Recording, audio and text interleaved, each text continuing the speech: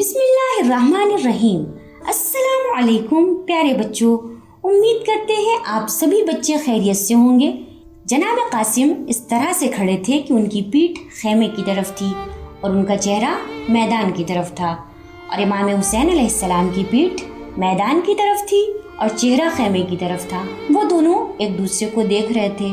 جناب قاسم بہت دکھی تھے اور امام حسین علیہ السلام بھی بہت دکھی دکھائی دے رہے تھے۔ میدان میں بہت سی دھول اڑ رہی تھی، جس کی وجہ سے جناب قاسم کی نظریں امام حسین علیہ السلام کو تلاش کر رہی تھیں۔ بہت مشکل سے پورے میدان میں صرف امام حسین علیہ السلام ہی جناب قاسم کو دکھائی دے رہے تھے۔ جناب قاسم کا دل امام حسین علیہ السلام کے لیے پریشان ہو رہا تھا۔ امام نے خود بتایا تھا کہ وہ شہید ہو جائیں گے۔ سب کچھ پتہ ہونے کے بعد بھی وہ جمے ہوئے تھے۔ جناب قاسم نے دیکھا تھا کہ امام حسین علیہ السلام نے اپنے بچوں کو بھی میدان میں بھیج دیا تھا اور وہ شہید ہو چکے تھے، اس لیے جناب قاسم نے قدم اٹھایا اور آگے بڑھے۔ جناب قاسم امام حسین علیہ السلام کے پاس گئے۔ امام حسین علیہ السلام انہیں دیکھ کر تڑپ گئے۔ امام نے ان کے کندھے پر ہاتھ رکھا تو حضرت قاسم امام حسین علیہ السلام سے لپٹ کر رونے لگے۔ امام حسین علیہ السلام بھی ان کے ساتھ رونے لگے۔ جناب قاسم کو امام حسین علیہ السلام سے اپنے بابا کی خوشبو محسوس ہو رہی تھی۔ آپ نے فرمایا، چچا جان مجھے جنگ لڑنے کی اجازت دے دیجیے۔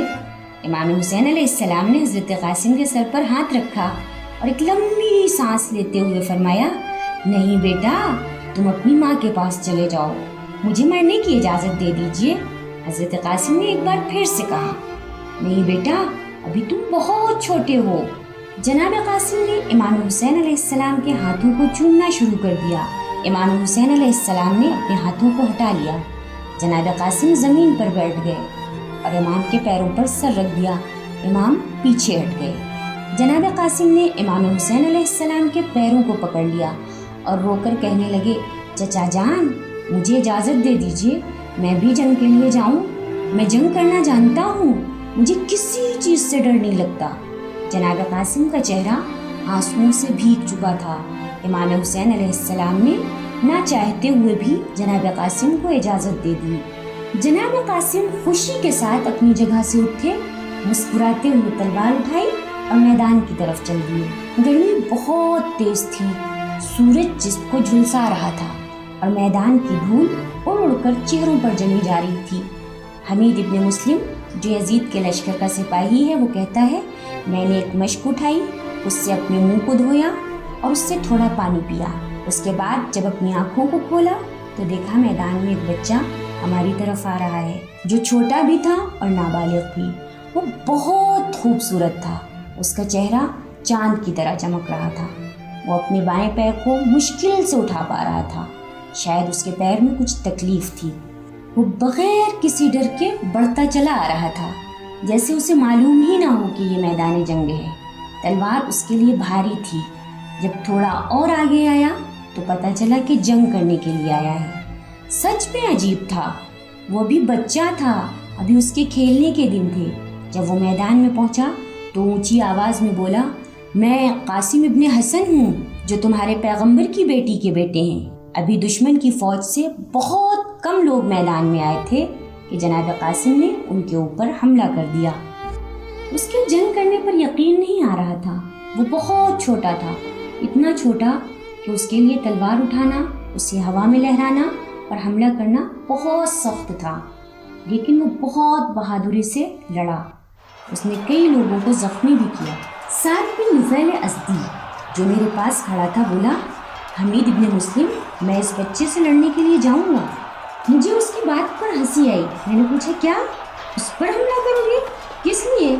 کیا تمہیں دکھائی نہیں دے رہا ہے کہ اسے سب نے گھیر لیا ہے؟ یہ کافی نہیں ہے اسے تلوار پھینکنے پر مجبور کرنے کے لیے؟ وہ بولا، میں اپنے ہاتھوں سے اسے مارنا چاہتا ہوں۔ وہ حسن کا بیٹا قاسم ہے، حسین کے بھائی کا بیٹا، اسے مار کر ابن زیاد سے بہترین انعام لوں گا۔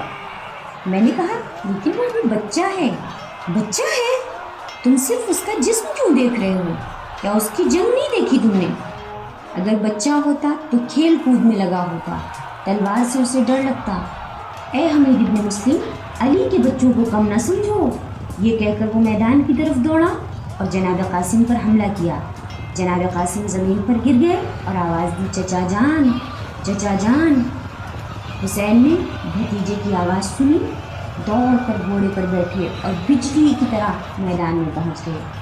اپنی تلوار کو ہوا میں لہرایا اور سعد بن نفیل پر زور سے حملہ کیا۔ حسین کے حملہ کرنے کی وجہ سے سپاہی ادھر ادھر بھاگنے لگے۔ میدان میں دھول اور مٹی کے علاوہ کچھ بھی نظر نہیں آ رہا تھا۔ جب دھول بیٹھ گئی اور کچھ دکھائی دینے لگا تو سب نے دیکھا میدان میں امام حسین علیہ السلام جناب قاسم کے سرہانے کھڑے ہوئے تھے، تو جناب قاسم اپنے پیروں کی زمین پر رگڑ رہے تھے۔ امام حسین علیہ السلام نے فرمایا، جنہوں نے تمہیں شہید کیا ہے خدا کی رحمت ان سے دور رہے۔ امام حسین علیہ السلام جناب قاسم کے پاس بیٹھ گئے۔